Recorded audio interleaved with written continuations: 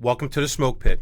I'm here today with AJ, who's been one of Dan's co-hosts for quite a few years, trying to help me navigate these waters with these new things with a podcast. So, AJ.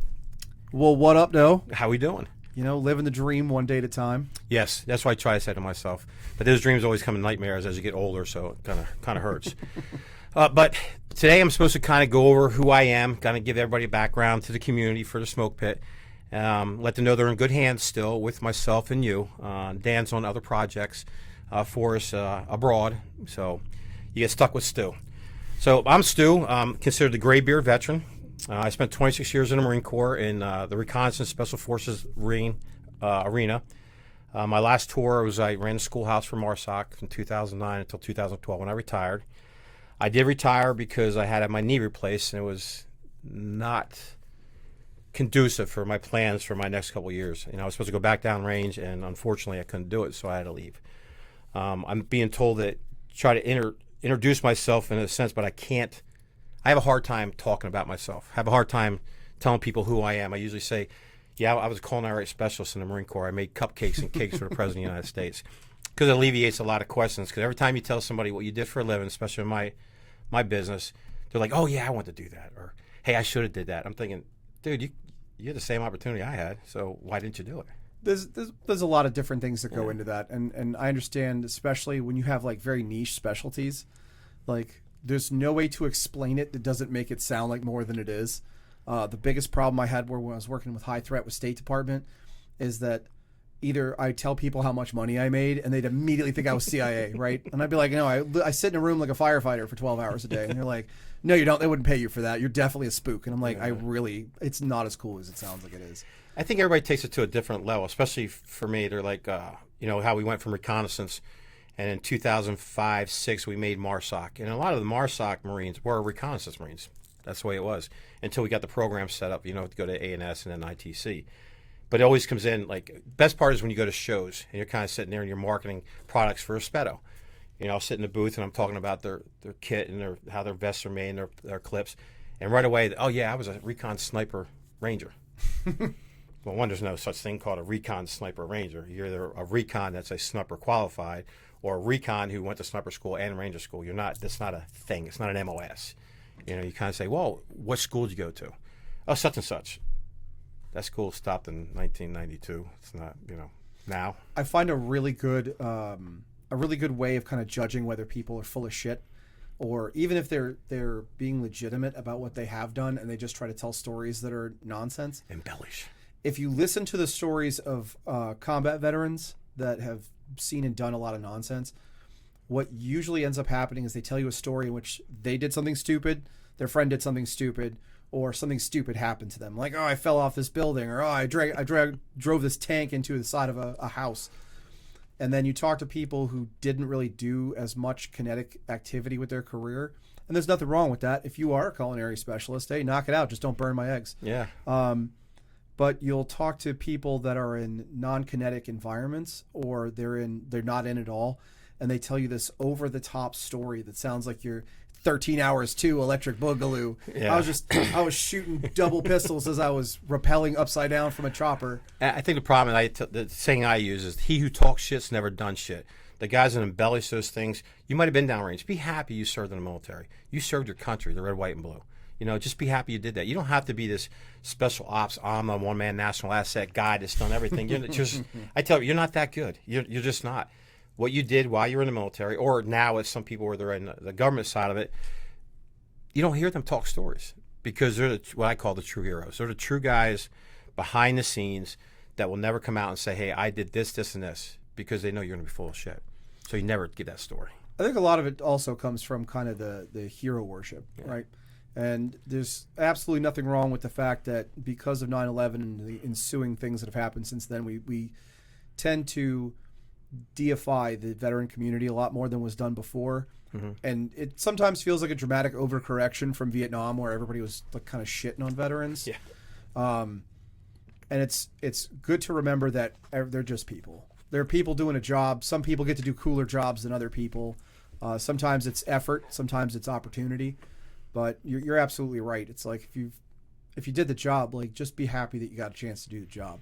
I agree. And I think for me, my personal opinion is you have the 5 pillars of the United States. You have the military, you have law enforcement, you have the first responders, you have teachers, and you have nurses. Those 5 pillars is what controls what we do in the United States. You know, we talk about politicians and stuff, which I don't, politics or religion. Just don't do it. Unless I'm super drunk and you're pissing me off, then I might say something. But they're the ones that make the world go round. We protect our military on the outside of the United States. Law enforcement, minus the 10%, take care of us here within the United States. Our first responders obviously do the same thing with the police officer, but our teachers and our nurses, our teachers are teaching our youngs today to be our future tomorrow. But then you have the nurses who take care of us old guys, especially me, not you, but that are in the hospital kind of whining like a little girl, and they say, okay, what can I do for you? But my opinion is that there are 5 pinnacles or the pillars for the United States of how we run or should run. The politician stuff, they're all jokes. I will say, and just as a side note, because it gave me a flashback when you said nurses.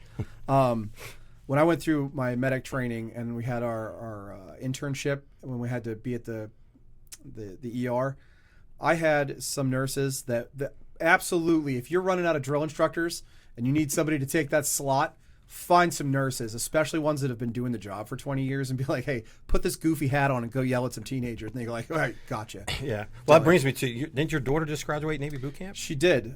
So my daughter graduated. She got, it was 13 weeks for her. She needed to redo her run due to an injury. Okay. So she got to experience the fun parts twice, is the way it came off when she was telling me about it. Right. And as a Marine, it's nice because there's a lot of the stuff about her about her general experience that I understood. Right. And then as a parent, it's also kind of cool because she came do the recruit thing where they just kind of word vomit all their experience at you in 5 minutes because there's first time they're allowed to talk to a person like a person for a long time. And I hear all these acronyms just flying at me. And Marine Corps, I got some of them. Some of those Navy things don't mean nothing to me. It's all Chinese. And so I called my mother afterwards and I said, I'm glad I had this experience because now I know what you felt like. Because she grew up as an Army brat with like some Navy mixed in there. Her brother was Air Force. And so it's like, now I understand what it was like for you coming to my boot camp. And I'm sitting there telling Marine acronyms and you're like, I don't understand half of this, but I'm on board. I get the gist. It's funny to me when I hear people use a lot of acronyms because sometimes I forget those. I'm like, do people use acronyms because they forget what they actually mean? They just know it's supposed to fit in this phrase here. Hey, we need to go to RORP and get off at the jump point. And by the way, our release point is X. Okay, but weren't we just an ORP though? We're on the ground. How we get in the air all of a sudden to get a release point? So, to me, it's an excuse of not knowing actually what the verbiage means. But no, I think too, the boot camps now. I know with the way the environment is obviously a little bit different, especially the Marine Corps boot camp. There's only certain things they can do or say to you now because of a kinder, gentler Marine Corps, if you want to call it that. An our experience. Yeah, I'll say. There were some things that she told. I'm not exactly sure. There's certain things she was very clear about not repeating. Right. Some of it was clearance issues. She talked to me about this one portion that she knows I currently have a clearance, so privately she talked to me about it, but every time she would go to remind me of a thing and there was other people around, she'd immediately clam up. That's good though. And so I said, good on you, but don't clam up, just divert. Because if you clam up, it sounds like you're hiding something. But she had integrated platoons. They call them divisions. So they birthed them separately most of the time. Sometimes they didn't. They freely interacted whenever they were doing training. I know there were some trans personnel in there, and they seemed to not have any problems. I wasn't there, so I'm not sure. But according to her, everybody kind of just treated it like other people, which was great. There were some things that were weird to me. And I know from speaking to other Navy personnel who had graduated, I would get yelled at if I said too long ago, but suffice to say far enough away that it would be more in our generation. A lot of it's the same. A lot of it's the same building and a lot of the same ceremony. Some things that stood out to me, and this is one of the reasons I wanted to point this out. They played at some point as part of the ceremony on xylophones and a couple of drums, the Pirates of the Caribbean theme song. So what's that kind of do with Navy boot camp? Is it something they did while they were in the boot camp? So I get that it's the Navy, and Pirates of the Caribbean theme song's pretty well known, and why not? There was a couple other what sounded like pop culturally relevant music that was in there. When you're hearing it through xylophones and drums, it kind of throws it off, and I don't know the names of half the stuff on my iPad anyway. Yeah. So I asked Dan about it because Dan's the guy I go to, and I'm like, what the hell is this about? So I'm sitting there in the bleachers. I'm like, they're playing Pirates of the Caribbean theme song right now. What is going on? Where am I? And he said, and this is, I'm taking his word for it, there's no regulation that states what music has to be played during military ceremonies. So we tend to go for John Philip Sousa, because why not? Yeah. But he goes, we could have had, during change of command ceremonies, could have played Rick James. We just didn't have any imaginative officers. That's weird you say that, because if you look back at any UCMJ or any military books that say for presentations for parades or ceremonies of some sort, there really isn't. It's a definition of how you read it or how I read it, and that's how it comes out. And he's probably 100% correct. I mean, Dan's a smart man, a lot smarter than I am. But it's kind of weird they do that. But again, too, it's something those kids are going to remember. The thing about the military, and when I talk to younger guys about staying in and stuff, you have to make it your own. Whatever you want to do, don't be afraid to get rank and have your buddies call you, oh, you're a brown nose. You know what, dude? I'm making more money than you, and I'm going to tell you to shut the fuck up at the end of the day. That's the way it's got to be. So you need to have that instant response to authority, because I'm getting it. So remember those things and make yourself better. Then you have those, and kids that are in the Marine Corps that just want to do the average, just to get by. I want to get out my 4 years and get out. And now look at him now.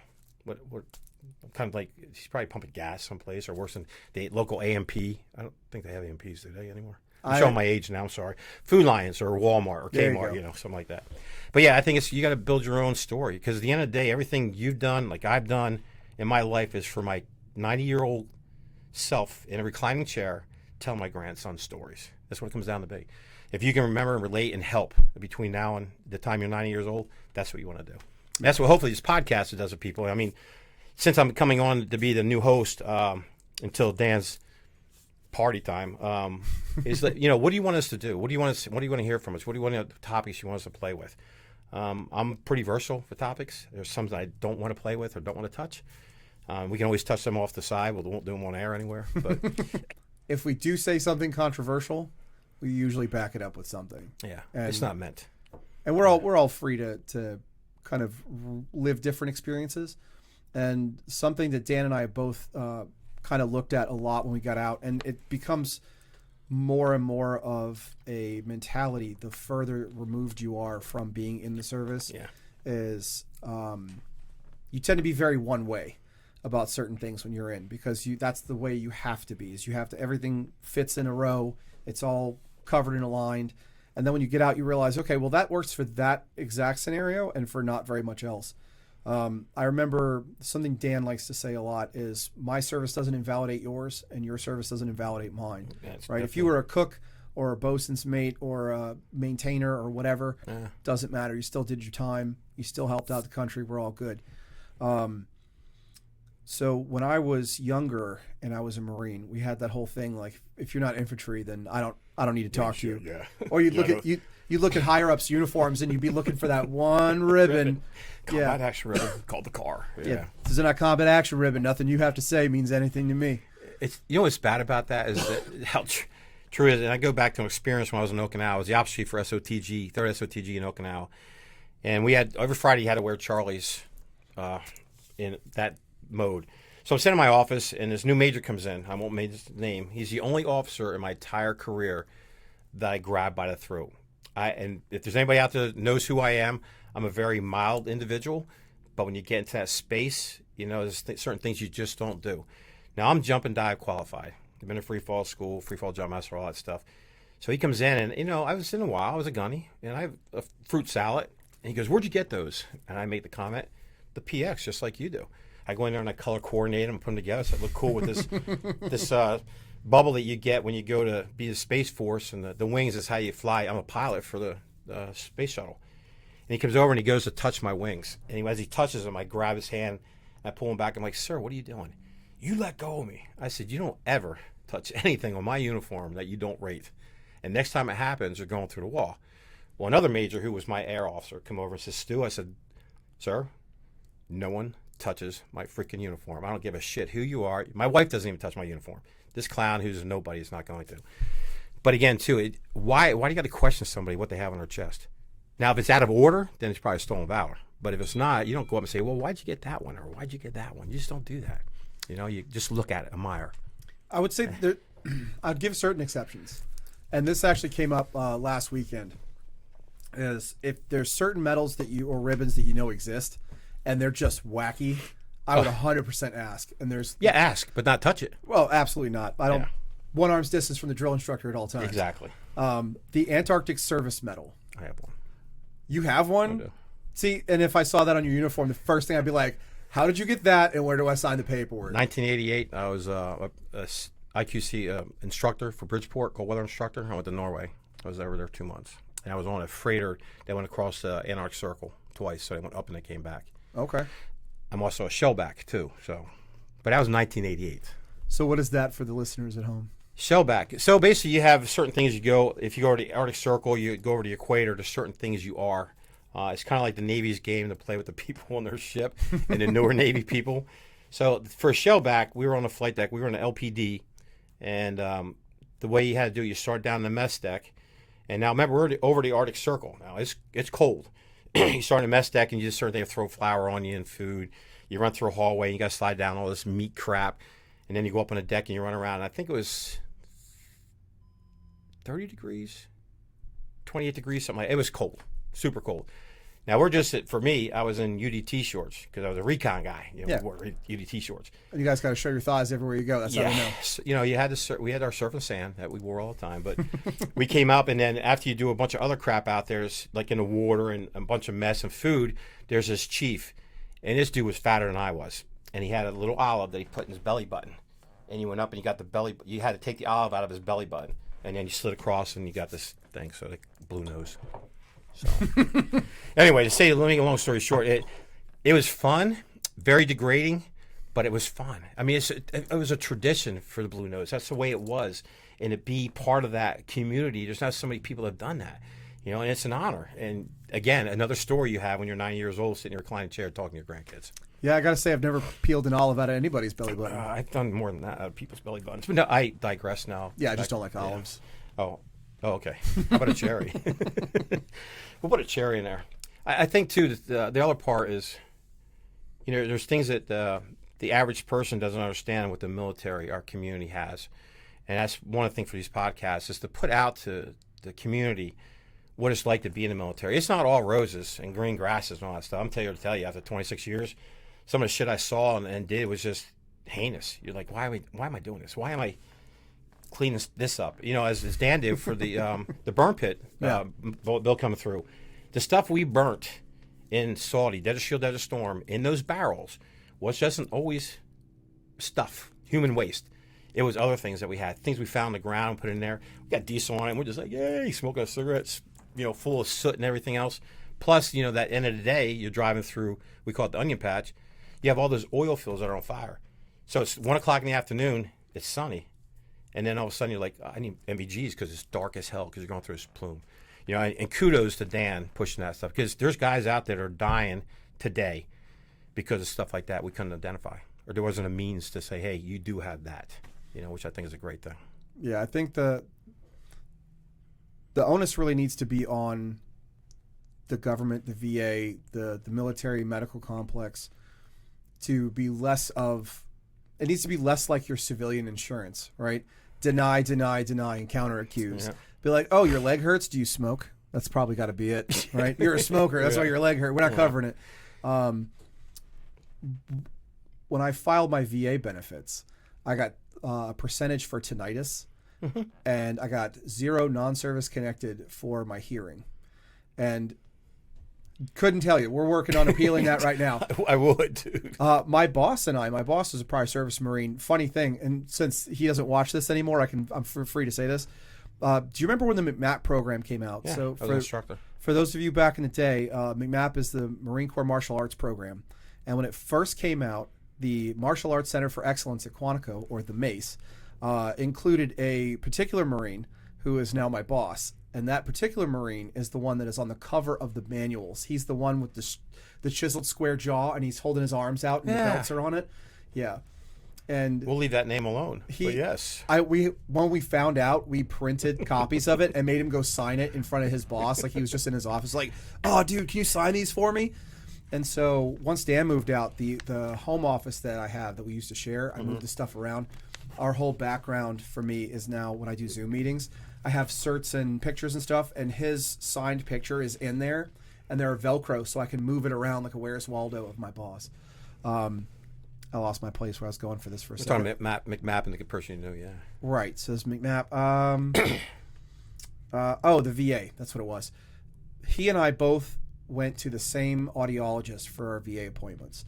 This guy's got hearing aids in both ears. He was not a veteran, but he did a lot of industrial work, and he's got the heavy duty, like high grade. His hearing is he walked in, he's the nicest guy, and he's like, my hearing's terrible, so don't feel bad yelling at me. I was like, okay, and he just like cranks his hearing aids up, and he told us both, he's like, your hearing's worse than mine is, and I got these things, and then 0%, because the VA takes what they say and they make their own determinations. The caveat that as long as it's 0 and not nothing. There's a lot of people that are getting their Right, VA you can things at least back. get something. Yeah, with a 0% as you get older, and that's the thing. I'll tell a lot of guys. My body's been rebuilt. I'm considered a bionic guy. I mean, my left knee's been replaced twice, both shoulders 4 times, both biceps and triceps. I've blown all of them. I have my thumb's been rebuilt, my elbow's been rebuilt. I got a plate in my neck from a broken neck, so I have a few issues, that I got going on. Just 1 or 2. You're fine. Yeah. So I looked at it. I'm like, I got a 0 for my knee. It's fake. There's nothing in there. It's no kidding, metal and plastic. Oh no, it's because of the scarring on the front. Why do I have a 0? Well, if the scar gets bad, we can fix it because it is notated that you did put it in for the claim, and we do understand that you have a scar on your knee. But you gave me nothing for my left knee, period. You just gave me 0 for my scar. Because it's brand new. Yeah, it is. That's what a lady said to me. She goes, "Sir, it's been replaced." I'm like, "Yeah." She goes, "And it's good." Oh, sweetie.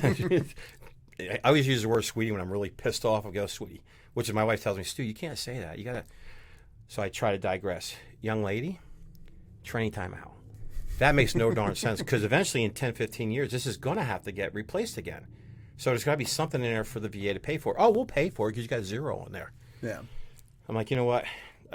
That's another podcast. We need to talk about that because I finally got my hands on the people I know in the VA and figured out why we have the issues we have. Yeah. So definitely another podcast. We'll have to do that.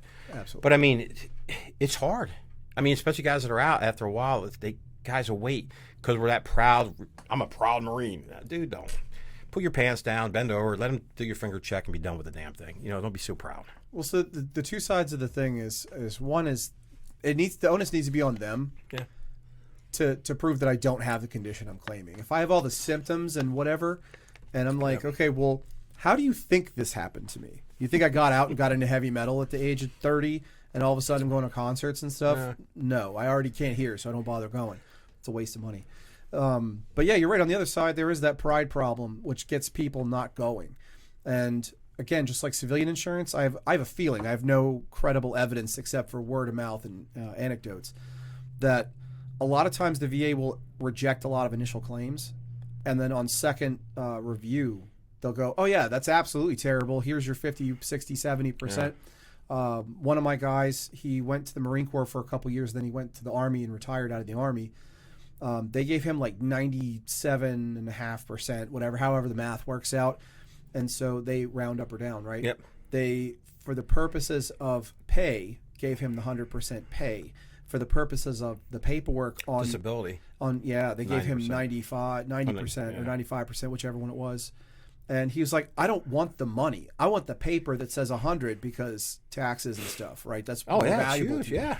And he's kids going to school for free in certain states. Yeah, he's on a second and a half retirement. He wants to not pay taxes on his stuff that he bought with his retirement money. Perfectly acceptable. Yeah. But yeah, he had to fight with them for a while to get that done. Yeah, it's amazing how, like I said, it's a whole nother podcast how this VA system works and how it should be circumvented because there is a process. And if you follow the wrong process, you have the wrong person within your line of process. Yeah. Next, because they're minimum wage paid people that are really there for the job. They're not there to look at the paperwork and see what's really wrong with you. They're just there to get, well, if I deny this, we're good, and we push it aside, I get a credit for it. That's where some of the problems are. The other one is that the DC, the call center for the VA in DC, I know the guy that runs it. And his exact words are me, Stu, the problem we have with the call center is that a guy will call in, not getting his information he wants in 5 minutes, and asking for a supervisor, they go on and on. So they're on the phone for an hour. Ask for a supervisor if you don't have any resolve within 5 minutes. Let that supervisor get on and take 10 minutes, that supervisor, get off the phone. This way, people are waiting for days upon days to they'll be able to get through now. They'll be able to make the phone call, get what they need, and go forward. But people don't do that. My dad's a good example. Vietnam veteran. He's got terminal 4 lung cancer. He's going to die here in the next, I don't know, the way he's going to probably be 8 years because all his stuff's shrinking. But he'll get on the phone with the White House VA center and go, blah, blah, blah. He's on it for an hour. I'm like, dude, get off the phone. This guy's got to probably eat lunch or take a dump or something, but get off the goddamn phone with this guy. I mean, what are you doing? And I talked to the dude I know. He said, yeah, that's the biggest problem we have. It's not the calls itself of us resolving problems. It's the amount of calls we can't get to help resolve those problems. Yeah. And I said, I'm going to have him actually on the podcast. I got to keep his name anonymous because they get death threats up there from people continuously. And I'm like, at the VA call center? He goes, dude, you have no idea. Absolutely. How many people call and want to kill me? It's like the IRS, right? Yeah. The IRS doesn't write the tax code. They're not the reason you're paying taxes or whatever, but they're just the accountants taking the money, and people get real angry about that. Yeah, they do. Because that's the face. Yeah. Just so we're not spending too much time just crapping on everything the VA does. No, they do some good things. I will give them credit for their online processes have been a lot better recently. As it happens, this Monday past, I filed for my VA healthcare because I've had the disability for a long time, but I need the healthcare part done. Dan's going to yell at me when he hears this because he's been hounding me forever. But I filed Monday morning at 09:30. I had a phone call 11:30 the next day from a woman that was telling me that I was enrolled. My paperwork was on the way to my house with the handbook and the ID card paperwork and all that stuff. And she goes, our next appointment is here. You have to go in for a physical first, or not a physical, but like your first appointment that you do with your GP. It's an interview type thing, yeah. And so they go, here's your first 3 available appointments. What can I do for you?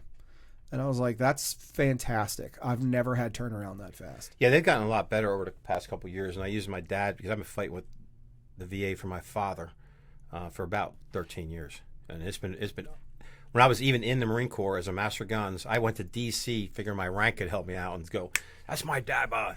Yeah, I was kind of like, yeah, dude, you walk out. I don't care what rank is on your shoulder. You don't outrank this 4-star, so take your happy ass out of here. But no, they've gotten a lot better as of late. And my father now is a primary caretaker that takes care of him. So it's changed and it's doing very well as we progress. I think because of stuff like this, people are complaining and bitching and saying, hey, I'm not getting what I have. And then the guy dies 3 months later when he could have been treated and saved 3 months prior. So that's the 22, a day that we have is going to be an issue. But the VA is trying to help that now. They're getting a little bit better with trying to help that and make that. We're never going to stop it. We might be able to control it. And that's what we need to try to do. Yeah, the more vocal the veteran community is. That's the key. That's really the big thing. It's like politicians. The more you vote, the better we get a chance to change stuff. And when it comes to the VA or really anything to do with the military, the more people that speak up and the more people that let them know that this is a problem that needs to get fixed and we're not just going to wait for you to figure out eventually, the more they kind of push in and get the job done. Yeah, because I'm kind of curious the way our stuff works as the veterans for the military, how it works for the law enforcement and first responders. Because I'm sure there's some issues they have as well. I mean, that's something I'd really like to dig into, to include, the nurses and teachers who get dirt for money. Like from North Carolina, where I live in Jacksonville, the average starting salary for a cop is $24,500. You know what I'm saying? To me, it's sinful. We have Marines. Presently, right now, I talk to that are on welfare as lance corporals and corporals. Absolutely. And they get food stamps. How can we go send billions of dollars all over the place and pay off college loans? And I'm not making politics here, but take that money and why not give it to the military, law enforcement, teachers, and nurses? We have all these lotteries. So I wonder if they have the same medical problems as we have when it comes down to putting things in after they get out. I do know that as far as having healthcare while you're in, TRICARE is amazing. As long as you don't have to go to Navy Dental, right? Or Navy Medical, whatever. I can't say that there's plenty of people in Navy Medical and Dental that are great. They are. Plenty that are absolute trash. Mm-hmm. It really is all about 10%. how much effort you put into your job. Yeah. But I know as currently I'm a third-party contractor for the government. So I work for a company that works for the government at the moment. So I get better medical than my boss does. And he has to pay for his in like big chunks throughout the year. And then the government pays them back a percentage. And not for him specifically, but I've heard a lot of horror stories because we train all kinds of different people. Yeah, we have Marines and agents and civilians and firefighters and cops. And the story across the board tends to be, not only do we not get paid enough, but our pay is sometimes not on time, and our medical benefits are not great. There's a joke. One of the comedians that I follow said, he goes, can you imagine there's cops and there's teachers out there, and the cops are making maybe 10 grand more a year than the teachers are, and they're both getting paid abysmally, which is terrible. Can you imagine the threat of getting shot at every day and making less money than a cop? These teachers are having a hell of a time. These cops, you see it on YouTube, you see it on TikTok, Instagram, where these people come up and they'll actually stand on the backside or public property of post office or a federal government building and say, hey, you're infringing on my civil rights. Dude, why are you up here being an asshole? I mean, I get what you're trying to prove, but that's only showing the bad side of what's going on. Show the other portion that they, at the end, said, hey, you can go in and do this. So show that as well. Don't be one-dimensional how you put things on social media. And I think that's where some of our issues are today. Social media definitely leans into the extremes on both ends. Yeah. On the other side of that, and I want to talk about recruitment for a second, right? We're having some recruitment quota problems. And one of the biggest problems for recruitment that's been there for a long time has been getting applicable or people who are able to join the military. Yes. Which is a very small percentage. Yeah, it is. And it's either for fitness reasons or education reasons. Or health reasons now. Health reasons, different problems like that. And I think we can wrap, or I tend to wrap, maybe I'm wrong, I often am, we can wrap a lot of the education and societal problems of the young and the recruitment problems of the military all in kind of the idea that we don't put as much of an emphasis on education as we used to. Right. And the education that American students are getting is across the board pretty garbage compared to a lot of other countries. And while we should avoid, and again, personal opinion only, we should avoid kind of the jingoism of saying America is the greatest country on the earth and that's the only story there is and nothing else exists. We should avoid that because it's patently untrue. But if we spent more time in school explaining to people, this is where we come from, this is where we are, this is where we want to be, this is where everybody else is, then it would give people more of a broader understanding of the realities of their situation. And then you wouldn't have 18-year-old kids as much thinking they're supposed to graduate, spend 4 years at adult summer camp, and then get a job making $100 grand a year, right? And it's not entirely on them. Like they see people on social media, and this has always been the problem. This is a problem that we look at TikTok and Instagram and Facebook. If you're older, then we say, you know, the grass is always greener on the other side because social media portrays just how well you're doing, right? Yeah, yeah. I was on a boss's Instagram a couple days ago because he called me and I didn't recognize the number, or texted me to confirm. And I looked at the number and then he said, hey, man, this is a boss. I was like, okay, cool. You know, somebody who actually knows to introduce. Okay, cool. Yeah. So then I went on his Instagram to get his corporate headshot because I put it on the phone. So when it rings, if he calls me or texts me, I'll see it from over there. I go, okay, that's a boss. I'm going to write that. And I see all of this, right? And good-looking guy. He's very successful. Oh, dude, it's hot. If I was a girl, man, I'd be married with me right now. I mean, it is what it is. Closed doors, that is. But you look through there and you go, for a second you think, well, what struggle does that guy have? And you go, nobody's born in a vacuum. Imagine the amount of shit it took to get here. Oh, yeah. And I look, Dan's the same thing. Dan and I have been best friends since we were both 20, right? He was a little younger than me, but not by much, if you're listening. Yeah. I look at where he is now, and I look at where he was.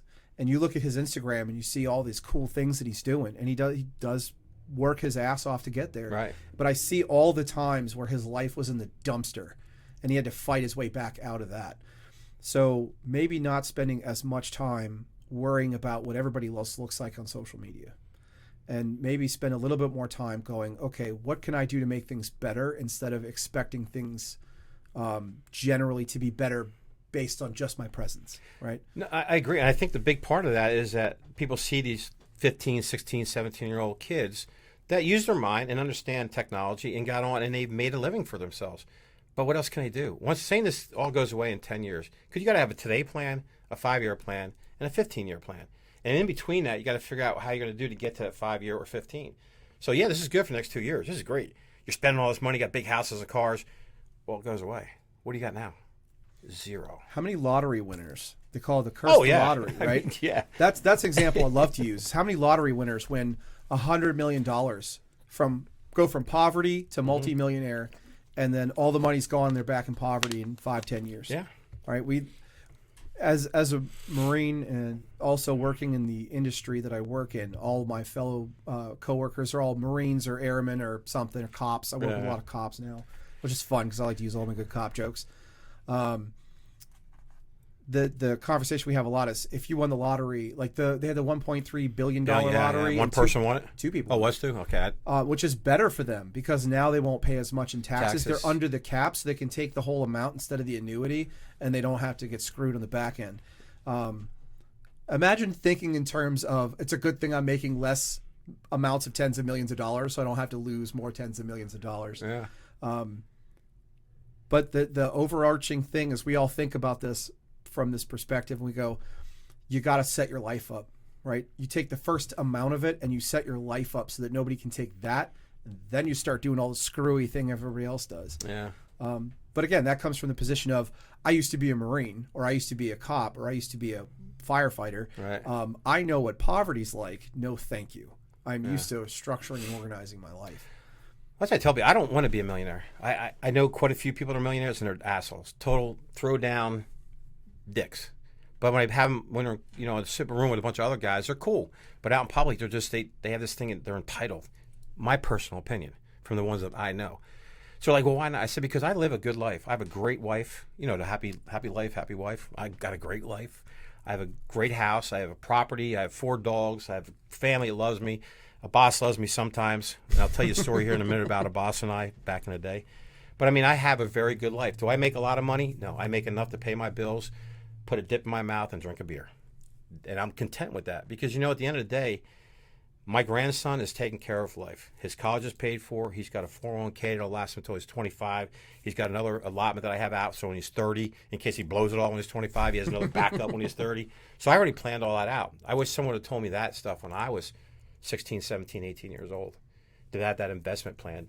I'll be at 60 in a couple months. Well, 60 is kind of like for your annuities and some of your other stocks, options, and your 401ks where they start opening. 65, obviously, the true time to be able to do that. Put $10 away, $10 a week or $10 a paycheck into one of those growth funds.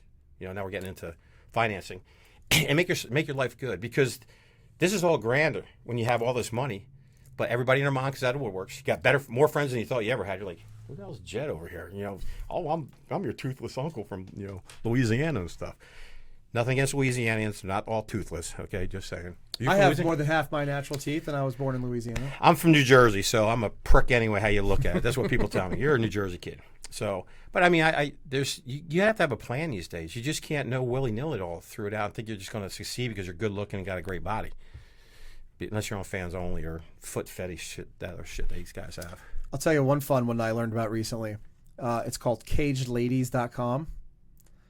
So Let me write that down. There are women in women's prisons. Turkey. And not prisons, sorry, jail, because there's a difference. They're under a year sentence, and they have iPads that they're allowed to use during their whatever time. And I had a friend of mine who's kind of he's an outdoor cat. That's what we call him. I used to call Dan that too. So when I met this guy, I was like, I know your type. Yeah. And he was like, yeah, I used to get on there all the time, and I would like find nonviolent offenders and like set up dates because it'd be great.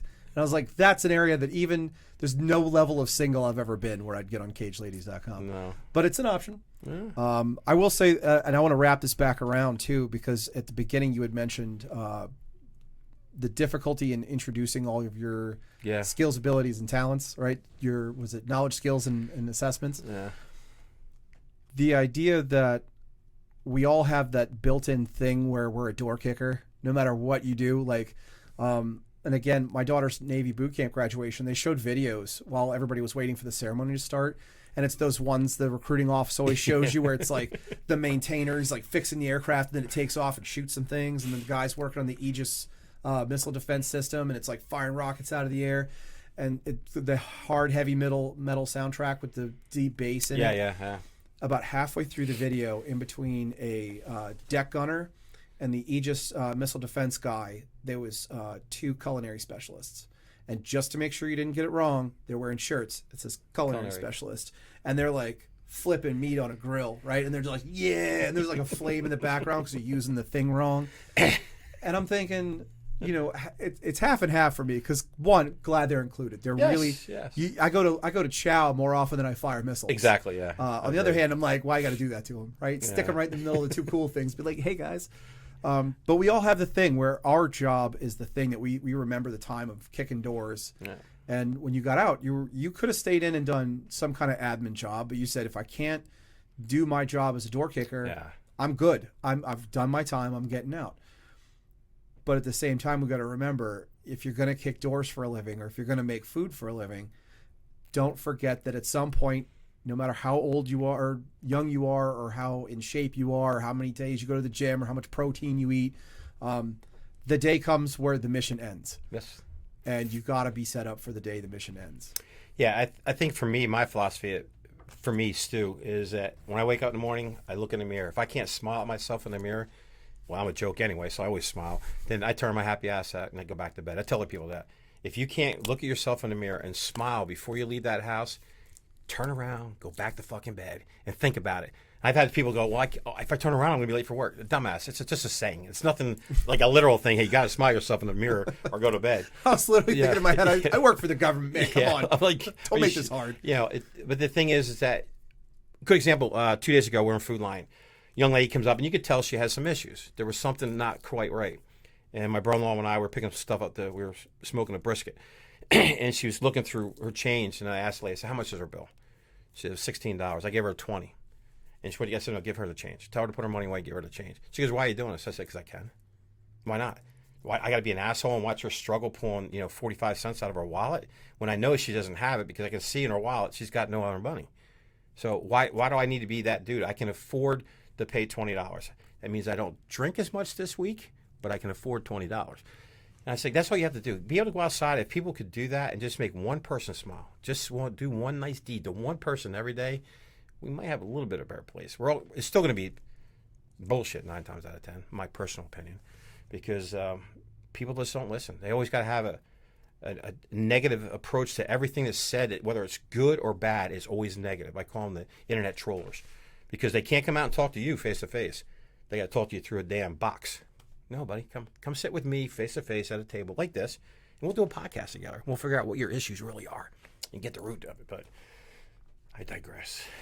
Well, thinking about the social media point too, is one of the benefits of any kind of service, and even your 5 pillars. Think about nurses and doctors or nurses and teachers, law enforcement, first responders, military, right, are all communities where someone at some point, for the most part, minus 10%, chose we instead of me. Yes. Right, and that's kind of a big thing on social media right now. Is kind of the flagpole of what needs to make society better and what people are thinking about. I know there's a lot of debate over the the student debt relief. Yeah, what about mine? Not going to get into that because politics is an area where I'm going to get yelled at one way or another. Yeah, I don't really. But the we instead of me aspect and the mindset, there's different ways of putting it.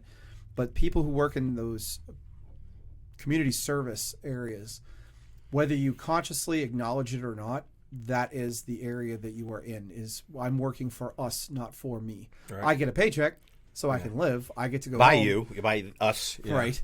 And generally, we tend to flock together. And even in retirement, there's a lot of guys I know that go to retirement communities, and they want to be around other people.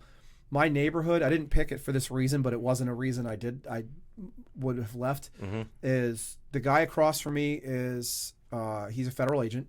I'm not going to start pointing out any more than that because he's cool with me saying that. Okay. Everybody else in my neighborhood is former SF, MARSOC, Army, Delta, whatever. Three-letter agency of some sort. All the way up and down the street. There's like 2 houses on my whole block that no prior service. And so super awesome to be able to deal with that and have no security issues because I know that's going to be a problem. One of my neighbors called the cops on me one time because I got mad trying to fix something and I was being louder than I should have been. And I was like kind of half in the middle of the street. And he's like, hey, man, you okay? I was like, yeah, I'm just dealing with a thing. And he's like, let me get the Spotsylvania guys out here and make sure we're all good. Take care of it. Didn't get mad at him. I was like, you know what? He's some random dude seeing a random dude in the middle of the night. It's perfectly fine. But everything was cool. And he did a good thing. So not to get too far off the topic, there was one other thing I really wanted to talk about. Oh, so we're talking about recruiting. Mm-hmm. Again, with the we not me concept, one of the things, although we're having trouble with recruiting numbers these days for various reasons, between the pay and the different opinions about where the military's going or what the military's purpose is, the sense of urgency, since we're not at an active combat with anybody, is kind of going away. The National Defense Service Medal has been deauthorized starting December 31st. For those of you who don't remember what that's called, it's the pizza stain on a new recruit's uniform, because it's the only. Yeah, it's the only. It's a little yellow, red, and orange ribbon, and it's issued at the time of completion yeah, boot camp, yeah. For basically serving during a time of national conflict. And so, since there's no national conflict anymore, except I think you can still get it for like Somalia, or not Somalia, Syria. There's one spot in Syria you can still get it. Yeah, because there's a couple places still out there. I know GWAT's the same thing. Global War on Terrorism is going to be deauthorized soon. Yeah. You can only get it now for serving in Syria or in the general conflict of Syria. So I'd imagine that's got to have some kind of influence as to, why am I signing up to a military that's not doing anything? Which is kind of the wrong way of looking at it for me. I'm like, get into the ground floor, right? Yeah. Like the next thing that pops up. Every 10 years. It seems like every 8 to 10 years. In my experience, for my 26-year career, seemed like 6 to 8 years. You had, for me, my first one was we had praying mantis in the Mediterranean. That was a Go Plat that we were supposed to take down, but our boat broke down. We sat in Naples, Italy for 45 days drunk. But anyway, and then you had Desert Storm in 90, 91. And then you had Bosnia in 94 to 96, 70 time frame. Then you had a Kuwait piece in 98, and then you started playing in Iraq and Afghanistan pieces 2001-ish, 2002. So my career was conflicts, folks. This isn't a war. We haven't been in a war since World War I and World War II. All right, just all get that. I get yelled at for that, so I'm making a claim here. Conflicts. So you have that, but now there's other stuff coming up. Things like for Ukraine. What's the backlash going to be on if Russia can make a push, or if Russia doesn't make a push? How's China going to interact? There's going to be something happening here in the next 5-6 years. Mark my words. So, yeah, I will say, at least despite our recruiting issues, we're not having the ones that Russia's having. Yes, no, they are. What a segue. Ours was, we have to kind of offer the younger generations more to get them to volunteer, because being an all volunteer service is what kind of keeps us sharp. Yeah. Right. If you have all people that want to be there, or at least wanted to be there, and they signed the paperwork and changed their minds later, at least that kind of benefited us in that way. The Russian government just signed a piece of paper that said they're going to conscript, draft, whatever, 330,000 people. And there was apparently a top secret rider attachment that said they could also draft another million, to include, as it turns out, they arrested like 1,300 protesters, anti-war protesters. Yeah. They're going to draft all of them as well.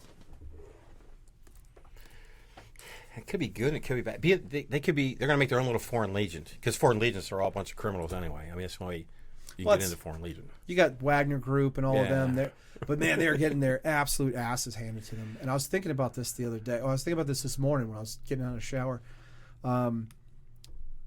You were talking about earlier with, you don't really know what the day-to-day is until you're in. Yeah. One of the biggest problems for the Russian military has been their equipment failing because of lack of maintenance. Yeah. They buy cheap shit. I saw one report that said that the reason so many of their vehicles broke down or just couldn't drive any further is they were buying cheap Chinese knockoffs of American military tires. And they were popping and breaking and having problems. And they had no infrastructure to replace them. And when I heard that report, that was the same time I remember being in Iraq, and they have our Humvee tires have the run flats on the inside, right? And then so it's the run flat, the rim, and the shell. That's the three parts of the tire. And there is a machine that exists that will put all of those three pieces together and then drop the tire and grab the pieces and put another tire together, and it keeps just automatically. That's not what the Marine Corps does. The Marine Corps gets a couple lance corporals and a ratchet strap, and they have you take this ratchet strap and wrap it around the run flat, squeeze it into a figure-8 shape by just compressing it real hard, and then you shove it into the shell of the tire, and you kind of force the other side in with a big metal pry bar. And once you finally get it in there and it pops and it's inside, you take the strap off, and then you put the rim on it. And I was like, imagine how bad it's got to be for them with their cheap Chinese knockoffs of American military tires and their vehicles falling apart when they're not having to go through that process. Like, I already have to do this ridiculous amount of work. Like, how much worse? Because some of these guys didn't have sleeping bags. Some of these guys, it was like Valley Forge for them, only they were attacking someone else instead of defending themselves. Yeah. It's amazing because anything you need in the military, I know for the Marine Corps, like first time I went to Iraq, it was easy for me to control my company. I was a company ops chief from a vehicle, so I got in the turret, and I had a 240 Golf. Like, I haven't shot a 240 Golf maybe 30 years ago. So I'm sitting there loading up, getting everything set up, making sure my little cart's good.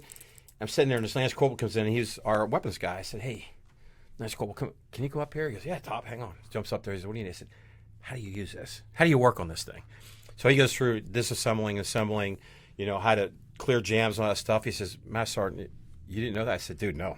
I mean, you a gun, a rifle, a shotgun, explosives, pistols all day long. This thing, I'm clueless. I said, wasn't for you giving me this 10-minute class. I said, and thank God he did, because, sometimes you need that thing. But I went to, as a master, I went to a Lance Corporal because they are experienced. The younger guys, the PFC Lance Corporals, have all the experience now. I had all experience then, 15 years ago. So I just forgot about it. Yeah.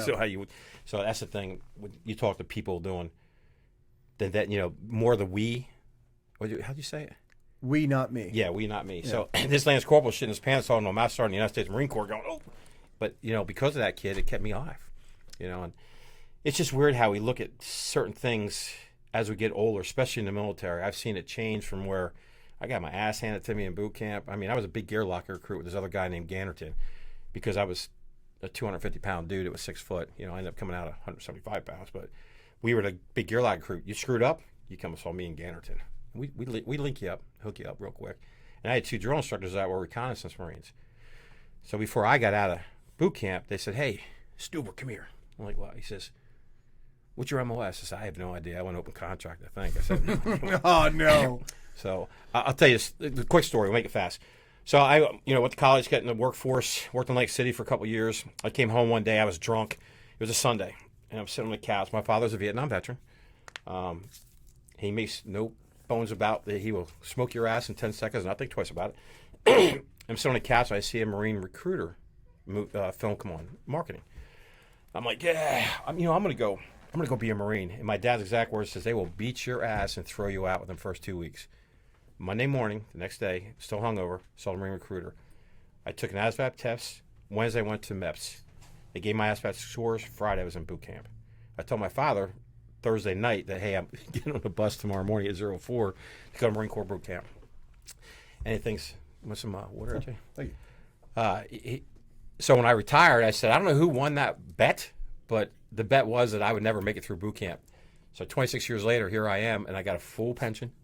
I get paid pretty well to get out of bed as a master guns. I'm broke as shit, but ask my wife, she'll tell you that. But the thing is that some of the things you do in life, you do for spite, and they turned out to be the best thing you ever did in life. And for me, it was the best. I would never change it again. I mean, did I deploy a lot? Yes. Am I fortunate to have one wife? Yes, because my wife put up with shit. I have one kid because you got to be home to have kids. So if she had any more, I'd be like, where's Jethro at? Because that's our big joke. Whose size 13 shoes are they on? I'm like, that's Jethro. You better get his ass out of my house before I come home. You can ask a boss, too. But again, too, the experience you have in life, it goes full circle. Just because this all looks great and shiny right now, it's a shiny object. They get stole after a while. It really does. Until you can get to a place where you can make it shiny again. And sometimes it takes a while. Sometimes it never happens. That's the issues we have with the suicide we have. You can look at somebody, I can look at your face right now, and you look like you're on an even plane. You're in a good self. You're good. You could go outside and you end up putting a bullet in your head.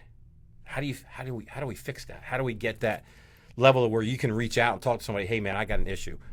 I'll be the first one to admit it. I didn't do it, and when somebody jocked a knot in my ass, I realized that if If I got a problem, I'll go cry. I'll go talk to people. We have a meeting. Not to digress a little bit. We meet first Saturday of every month at Denny's in Sneeze Ferry. So you get a bunch of old recon guys come there, and it's good. It's kind of a pulse. Where's everybody at? Because most of these guys that are in there, were in the same position I was. They can look in your eyes and understand your pain threshold, how much pain you have by looking at your pupils, right here in this state, in Virginia. So, I mean, if they can do that, how can we figure use that same medical technology or piece to look in your eyes to see if you're thinking about committing suicide or if you're in a bad place? And a lot of that goes back to, again, circling back around, is if the government wants to offer me a contract, I can help them out with those recruiting numbers. It's marketing, right? It's seeing the previous generations and seeing where the failure points were and not paying enough attention to that sort of thing, not looking at your Marines. Like, one of the reasons they started putting name tapes back on our uniforms. Yeah. I was trying to think about the old fatigues, utilities, BDUs, whichever one you used to call it. My daughter calls them endos, the ones that they wear, the green ones. Oh yeah, the new ones I have. And she kept saying that word, and I was like, I don't know what that is. She goes, my uniform that has camouflage fatigues. I was like, oh, you mean your camis? And she goes, okay, camouflage utility uniform. There was another one she used to use when she was talking about when they recycle kids. We just call it getting recycled, right? Yeah, like if you have something broke or you failed something, they call it ASMOD. It's administratively modified, right? Because they're modifying their contract to include the extra time. But the way she was saying it, again, word vomit from not being allowed to talk for so long. Yeah. And I had to ask somebody else because I want to ask her directly. And I was like, what does this mean? She goes, ASMOD. It means, or I said, she keeps using an acronym that sounds like they were just giving out asthma to everybody. And she goes, oh, you mean ASMOD. It means this. I was like, oh, fair enough.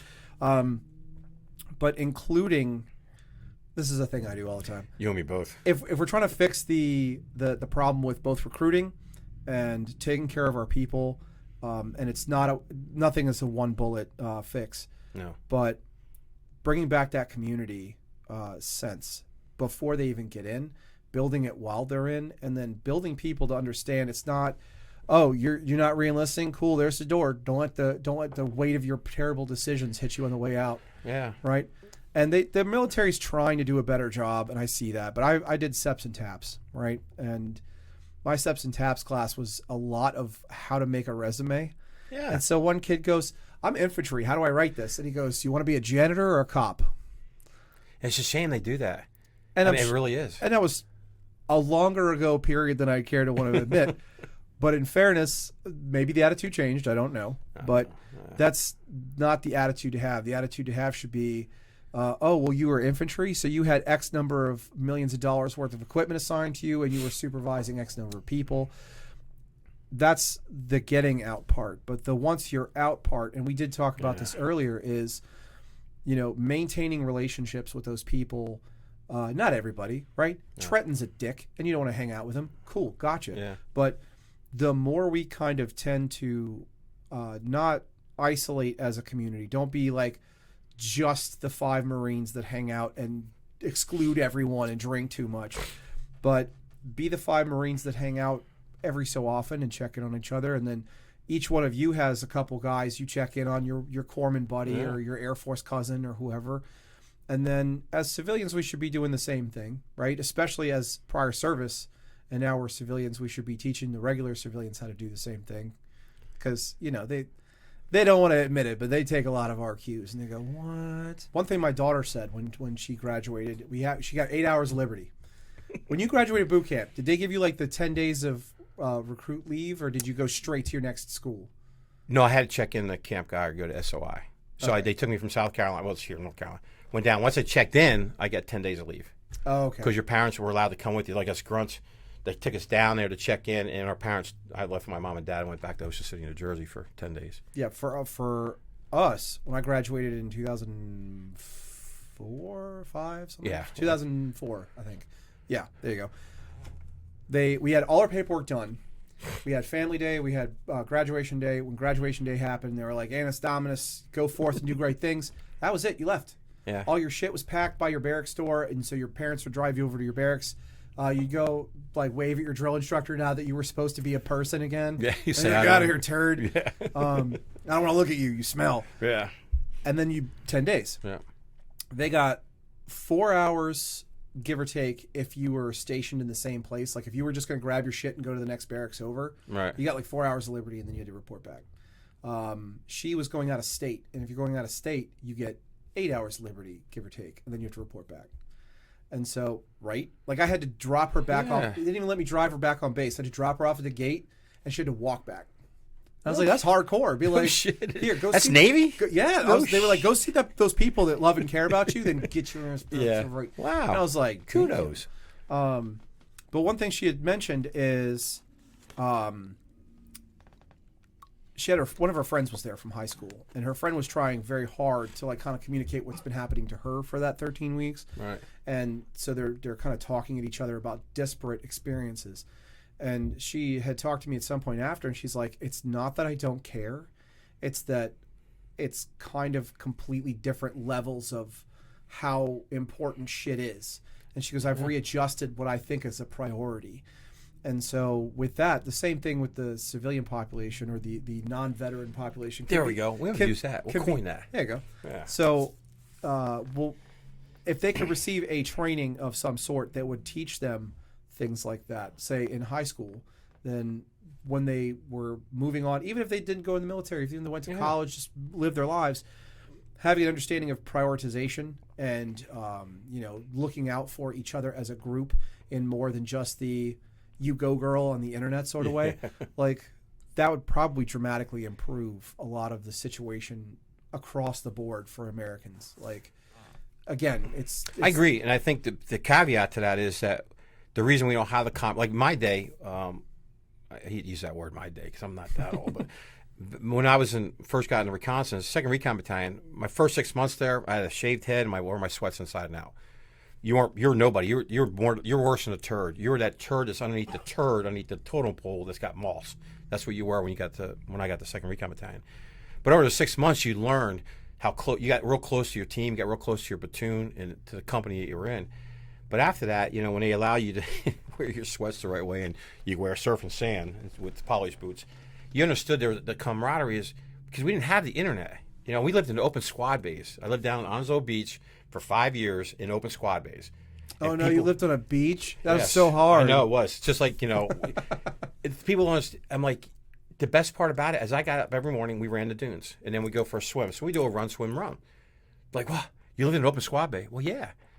I mean, we sit in the shitters. I could sit, you sit in one, I'm sitting across from me. We're reading a book. Hey, what's going on? AJ, it's like, Stu, what's happening? Today, God forbid you sit in an open shitter area or an open shower area because you're not in jail, if you're in this type of life. I said, but that's what made us who we are today. The camaraderie we had. When we left the beach and had to go to the main side, we still sat in our quad, our whole platoon, or our whole team. We had partied together. When we deployed, our wives hung out together. So that piece was always there. As I got older in the Marine Corps, because of the way the social media started going around 2004, 5-ish time frame in Okinawa, the camaraderie started going like this. Because guys were keeping in touch with each other. They'd go home because they were tired of being at work and using social media or being on the computer of some sort. Today, we push, I go to 2nd Recon Battalion once in a while. Kevin Dale, who's the ops chief over there, does a great job trying to get them together, come to our little thing that we do once a month, because that's what makes who we are. I can drive anywhere in the United States, like I said earlier. I can make a phone call right now, have some 10 dudes that no one knows at my door that I've served with that are in this area right now. That's just how it is. So we're trying to work on that. I want to say fix it, but I'm trying to work on it because if you were in the military, law enforcement, you know what those groups are. You understand that. But the people outside, the non-veterans outside of that, have no idea what it's like to be 2 o'clock in the morning and a buddy calls you or a female calls you, a friend says, hey, I got this. Well, get in your car and you go. Or I call, hey, I'm in such and such place and I need X amount of money. Okay, you got Cash App. Send them cash. And not ask, just do it. Because that's just the way we brought up. So you think we can fix a lot of the camaraderie problem? Not fix. We can control it.